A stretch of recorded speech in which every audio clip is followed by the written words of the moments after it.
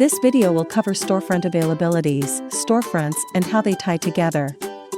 Storefront availabilities are used by councils to set up locations where units can sign up for storefronts. This helps make the sign-up process smoother for everyone involved. Let's start by looking at a chart showcasing the workflow for storefronts availabilities to storefronts. As you can see in this chart, a council member creates a storefront availability either by manually typing in the information for the storefront availability or using the copy from existing location to pre-fill the majority of the information. Camp Masters recommends to utilize this feature to save yourself time. Once the storefront availability is created, a unit leader is given the opportunity to sign up for a storefront using the storefront availability. Then, the storefront availability becomes a storefront event. Now, let's look at a real-world example. You can find storefront availabilities in the main menu by clicking on Storefront Availability. It's important to understand that storefront availabilities are different from storefronts. We'll explore this difference more as we go through the video. To create a storefront availability, click on Add Storefront Availability. When the page loads, you'll see the current drive and the council you belong to. If you're part of more than one council, you can select the correct one from the drop-down menu. You'll also see an option called Copy from Existing Location. This lets you copy a location from the storefront location setup in your council setup page. To demonstrate, let's create a storefront location that we can copy from. Navigate to the Council section, select your council,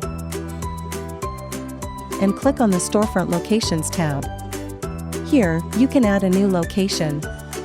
When you click Add, fill in the required details. The address will auto-complete. Make sure to use this feature to ensure the address is accurate.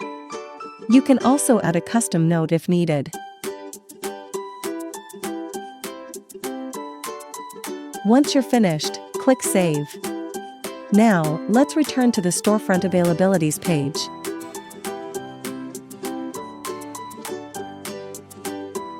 You'll see that the location we just created is now available in the drop-down menu.